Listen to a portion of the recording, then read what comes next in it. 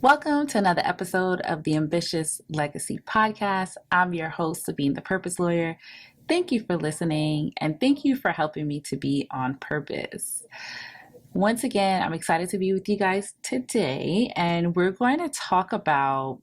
I was thinking about how a lot of times elderly folks who haven't put planning in place yet might not be at the most opportune financial position to put an estate plan in place that's the best plan in place for them. But that doesn't mean that they are not steps that they need to take, and it doesn't even need to be like elderly. Maybe you're planning in a hurry. Maybe you just want to make sure that you have something in place and you're currently on a noodle budget, right? So there are life circumstances and positions in life where you cannot put a comprehensive plan in place. I'm not naive to that for some people it's out of the budget. Even the most basic thing is out of the budget, right?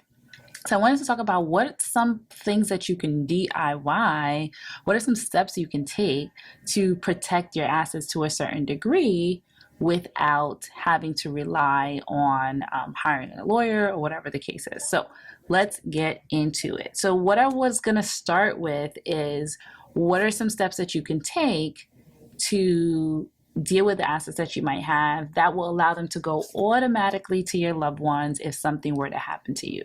So there are some things that are sort of built that way with that feature, and these type of assets allow you to select a beneficiary for your estate, right? For certain for certain assets in your estate.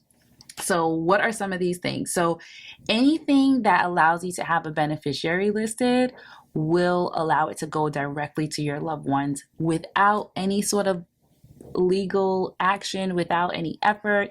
It's automatic by operation of law, right? That's how it goes. However, you do have to make sure that this person or these persons you want to benefit from your estate are listed on your documents. And so often when I speak to clients who are coming for planning, I ask them, do you have a beneficiary on this? Do you have a beneficiary on that? Because I want to make sure that between the time that we speak and the time that you actually execute your plan and fund your plan if necessary, that if something were to happen, your assets are going to go how you want them to go, right? So we talk about these things during that process.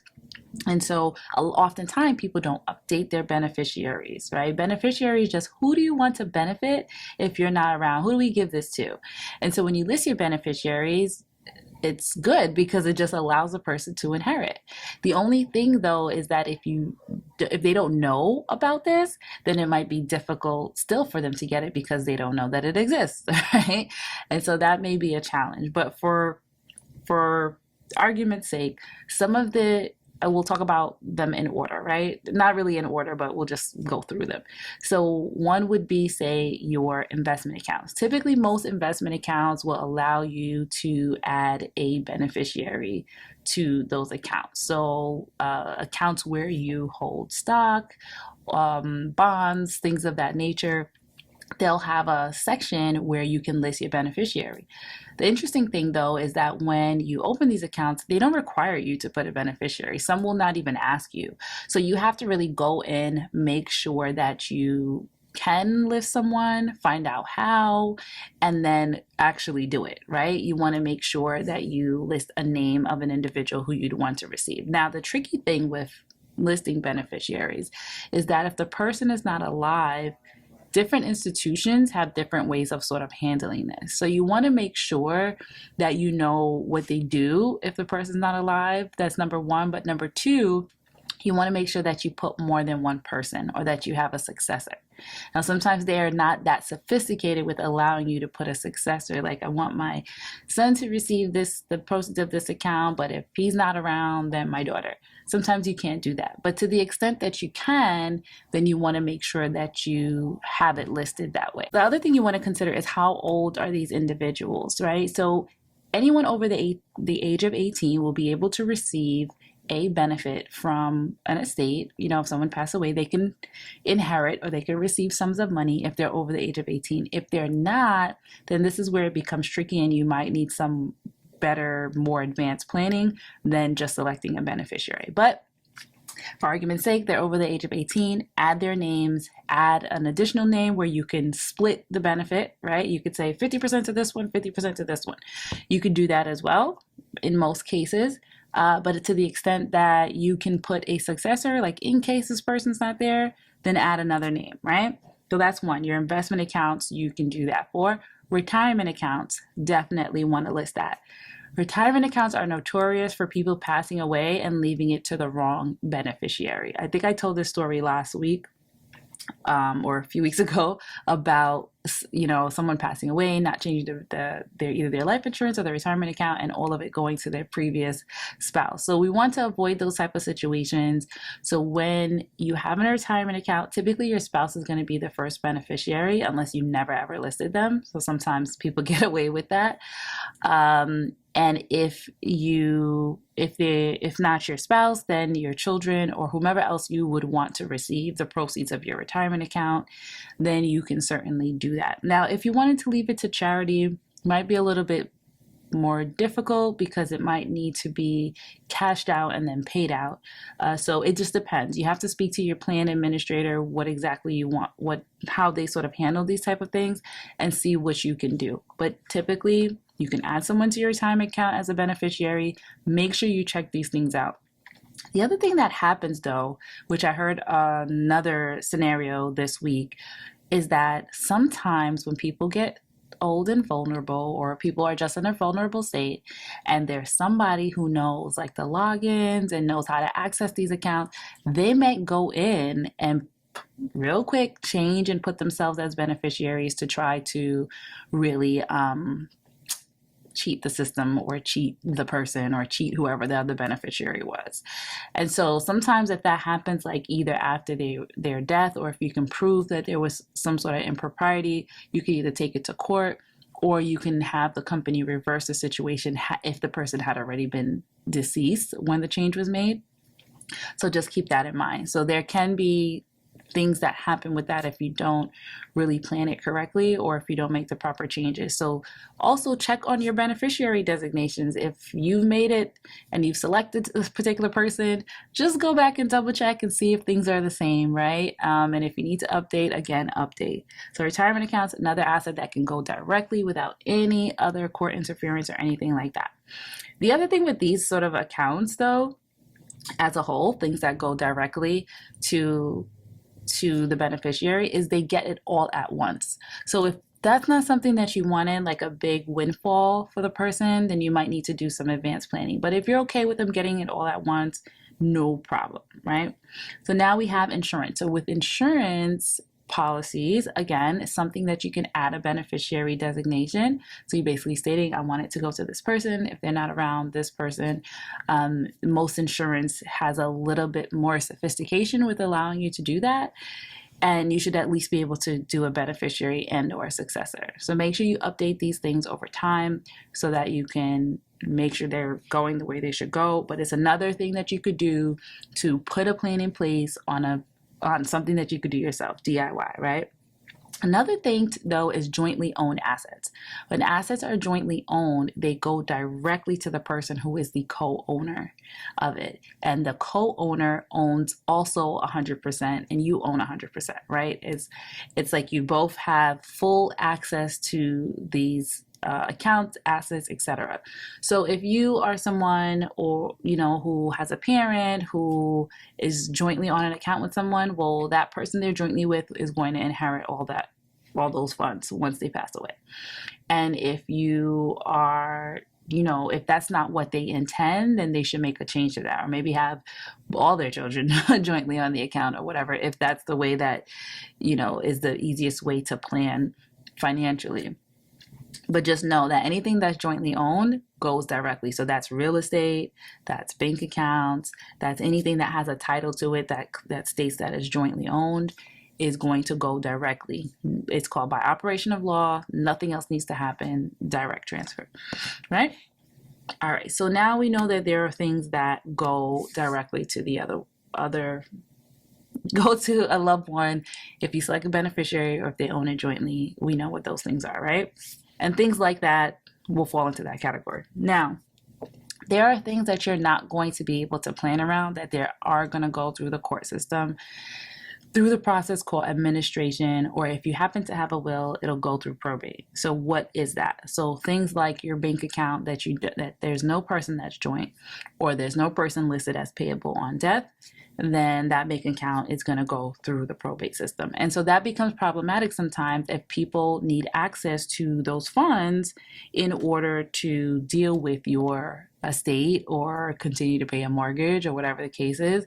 If they need access, then you really need to do something like either adding a joint holder or making the account payable on death so that is available to whomever it needs to be available to. Real estate. So real estate is typically in most states going to go through the probate process. I know there are some states that make it easier to transfer real estate, but for the most part, most states, real estate is an item that goes through probate, and it can be problematic if the family members don't have the funds to probate the estate or if they can't do it themselves. Now, I would say with probate or administration, the courts do provide like guidance, right? They'll provide forms, but the minute it gets too complex, they're going to probably encourage you to get a lawyer. So I guess the clearer that you can make everything, if you can't put a plan in place, the best way is to make things as clear as possible, right? Personal property. So your personal property, if you have art, if you have things that are jewelry, collectibles, things of that nature, those type of things will go through probate if there's no plan in place because you can't add a beneficiary, right? And it's just that type of thing. There are also the type of things that can be stolen, right? If someone passes away, they could just be stolen, they can be taken, and therefore the person who it was intended to be doesn't get it, doesn't know that it even existed. So it's a really good idea to, even if you're doing this noodle budget plan, or if you're doing this, or if budget is not a problem, but you're now doing this planning in a hurry, you want to make sure that you at least list all of your assets somewhere for the right person to find. So you're listing your assets, your account numbers, your logins, and all that good stuff for them to find so that they can actually account for these things. And if someone did steal them or take them, they can now have this information to bring to the court to say, hey, this person needs to return these assets that they stole, or they need to be accountable for it, right? Other things that might go through probate are vehicles. So typically if it's a lease, doesn't belong to you, belongs to the bank, right? Or the dealership, if it is a vehicle that is a collectible or something like that, that's going to be part of the estate. It's going to go through probate if it's not a lease, and even if it's not a collectible, something that could go through the probate process. Typically, I know that DMV, Department of Motor Vehicles, that's what we call it in New York, but might be called something different in different locations. They often make it easier to transfer vehicles. So it may be something that you want to look into to see how you can go about doing that. Maybe it's something you want to do now and and have in place. And so all these different things, these assets that don't have a beneficiary, that you could just list a beneficiary on it in a legal way, these are the type of things that are going to go through the probate process, and they're going to make up your estate. All right, and that's what the courts are going to base your filing fees on. That's what your legal fees might be based on. You may have to appraise some of these assets. Well, not you, but the person who's dealing with your estate, or if you're the one dealing with an estate, you're going to have to appraise all of these assets to let the courts know like what is the amount in the estate, right? But you start with basically what you already know to sort of get the action started, and then as you get permission to do more, then you'll be able to discover a bit more, right? So again, this is for the person who is doing a quick planning. This is a person who is on a noodle budget and needs to sort of figure out, okay, what are some things that I could do right now in this very short period of time that I have, right? And or this very small budget that I have. And so, I just wanted to sort of share that because I know that, everybody's life circumstances are different and things do happen. So what can you do when things do happen unexpectedly or when you can't afford to do more than what you can, right? I hope this was helpful to you. If you are in this sort of circumstance or you know somebody who needs this sort of help and budget is not an issue, then let's see what planning can happen in the time that you sort of have. So my firm, we deal with all these things. We deal with these things all the time. We also, in addition to planning, help probate and administer estates. So please feel free to reach out to us if you need assistance. And if we can't help you, we'll certainly, connect you with our network so that you can get the assistance that you need in a timely manner. Okay. Thank you for listening once again, and I will see you next time.